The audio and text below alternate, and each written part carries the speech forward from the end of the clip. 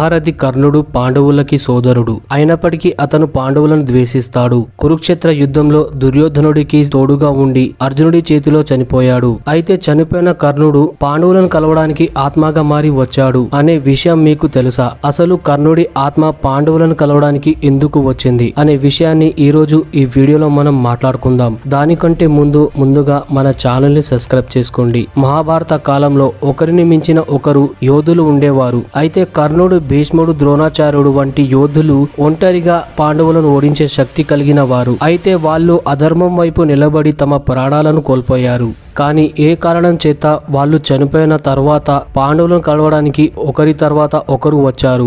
ఈ కథ కురుక్షేత్ర యుద్ధం జరిగిన 16 సంవత్సరాల తర్వాతది. గాంధారి, కుంతి మరియు ధృతరాష్ట్రులు సన్యాసం తీసుకొని అడవిలో ఒక ఆశ్రమంలో ఉంటారు. కానీ పాండవులకి వారి తల్లి కుంతీదేవి యొక్క చింతన ఉంటుంది. మరియు ఆమెని కలవడానికి ఒకసారి పాండవులందరూ ఆమె దగ్గరికి వెళ్ళినప్పుడు అక్కడ మహాముని వేదవ్యాసుడు కొంతమంది మునులతో కలిసి కూర్చొని ఉంటాడు. పాండవులు, వేదవ్యాసుడు, కుంతీదేవి మరియు గాంధారి, ధృతరాష్ట్రుడు, సుభద్ర వంటి వారందరూ కూర్చొని దివ్య కథలను వింటూ ఉంటారు. అప్పుడు మహర్షి వేదవ్యాసుడు ధృతరాష్ట్రుడితో, మహారాజా, మీరు ఎల్లప్పుడూ ఎవరి చింతనలో ఉంటారో నాకు బాగా తెలుసు. మీరెప్పుడు కూడా చనిపోయిన మీ కొడుకుల గురించి ఆలోచిస్తూ ఉంటారు. మహారాజా, గాంధారి, కుంతి మరియు ద్రౌపదిల మనసులో ఉన్న బాధ కూడా నాకు తెలుసు. మరియు శ్రీకృష్ణుడి చెల్లెలైన సుభద్ర తన కుమారుడు అభిమన్యుడు చనిపోయిన దాని గురించి ఎప్పుడు బాధపడుతుందని నాకు తెలుసు. నాకు అంతా తెలుసు. మీ బాధలని దూరం చేయడానికే నేను ఇక్కడికి వచ్చాను అని చెప్తాడు. మహర్షి వేదవ్యాసుడి మాట విన్న ధృతరాష్ట్రుడు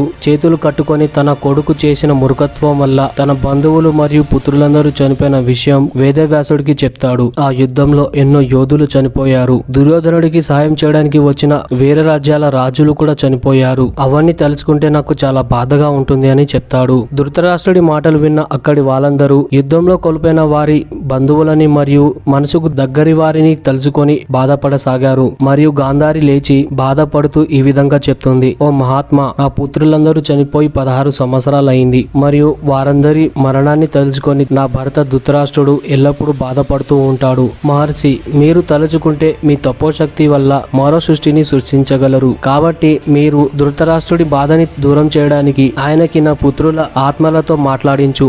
మరియు నాకున్న కోడలలో ద్రౌపది అత్యంత ప్రియమైనది. ఆ యుద్ధంలో ఆమె బంధువులు మరియు అతని పుత్రుడు కూడా చనిపోయాడు. మరియు సుభద్ర యొక్క కొడుకు అభిమన్యుడు కూడా చనిపోయాడు. కాబట్టి వారందరికీ వారితో ఒకసారి మాట్లాడించు అని చెప్తుంది. గాంధారి అలా చెప్పగానే కుంతి తన మనసులో కవచ కుండలాలతో పుట్టిన తన కుమారుడు కర్ణుడిని తలుచుకుంటుంది. దుఃఖంలో ఉన్న కుంతిని చూసి వేదవ్యాసుడు, ఓ దేవి, మీరు ఎందుకు బాధగా ఉన్నారు? మీ బాధను మాకు తెలపండి, నేను దానిని పరిష్కరించగలను అని చెప్తాడు. అప్పుడు కుంతిదేవి వేదవ్యాసుడు ముందు చేతులు కట్టుకొని తలదించుకొని ఈ విధంగా చెప్తుంది, మహర్షి, నేను వివాహం ముందు ఒక బిడ్డకి జన్మనిచ్చాను. మరియు ఆ సమయంలో నాకు వివాహం అవ్వని కారణంగా ఆ బిడ్డని పక్కనే ఉన్న నదిలో వదిలేశాను. మరియు తర్వాత అతను నాకు కనబడిన అతన్ని నేను కొడుకుగా అందరి ముందు స్వీకరించలేకపోయాను. మరియు అతను సూతపుత్రుడిగానే మిగిలిపోయాడు. అందరి చేత అవమానించబడ్డాడు మరియు నా ప్రేమని కోల్పోయాడు. మరియు ఎందరి చేత శపించబడ్డాడు. చివరిగా నా పుత్రుడి చేతిలోనే అతను చనిపోయాడు అని బాధగా చెప్తుంది. అందరి మాటలు విన్న తర్వాత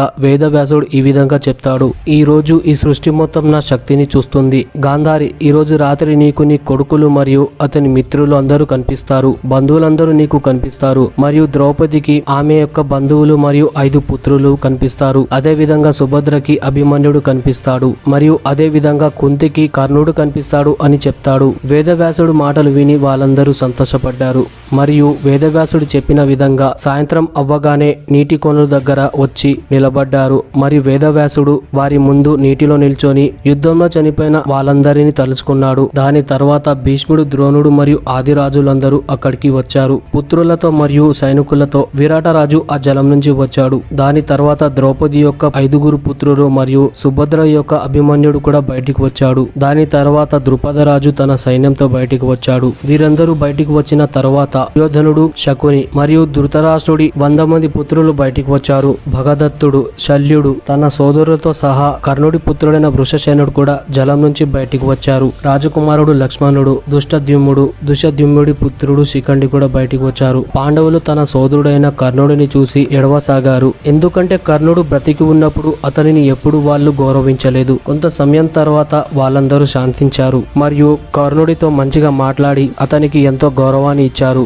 వాళ్ళు అభిమన్యుడిని మరియు ద్రౌపది యొక్క ఉపపంచ పాండవులని కలిసి ఎంతో సంతోషించారు. అక్కడ ఉన్న యోధులను కలిసి వారందరూ సంతోషపడ్డారు. ఈ విధంగా ముని యొక్క వరం వల్ల వారందరూ సంతోషంగా స్నేహపూర్వకంగా కలుసుకున్నారు. వాళ్ళందరూ ఎంత కలిసిమెలిసి ఉన్నారంటే అసలు వారి మధ్య ఎలాంటి శత్రుత్వం లేదు మరియు ఎలాంటి దుఃఖం లేదు అన్నట్టు ఉన్నారు. వేదవ్యాసుడి శక్తి వల్ల వాళ్ళందరూ యుద్ధంలో కోల్పోయిన వాళ్ళందరినీ కలిసే అవకాశాన్ని పొందారు. ఈ విధంగా యుద్ధంలో చనిపోయిన యోధులందరినీ ఒక రాత్రి మొత్తం కలిసి ఆ తర్వాత ఉదయం కాగానే వాళ్ళందరూ వెళ్ళిపోయారు. వాళ్ళందరినీ కలిసి వాళ్ళు ఎంతో ఆనందంగా ఉన్నారు. కానీ ఒక్క క్షణంలో వాళ్ళందరూ వెళ్ళిపోయాక కురుక్షేత్ర యుద్ధం తమ నుండి ఏం లాక్కుందో తలుచుకొని ఎంతో బాధపడ్డారు. సో ఇది ఫ్రెండ్స్ ఈ రోజుటి వీడియో కనుక నచ్చినట్లయితే ఖచ్చితంగా లైక్ చేయండి మరియు మన ఛానల్ ని సబ్స్క్రైబ్ చేసుకోండి. Thank you friends, thank you for watching.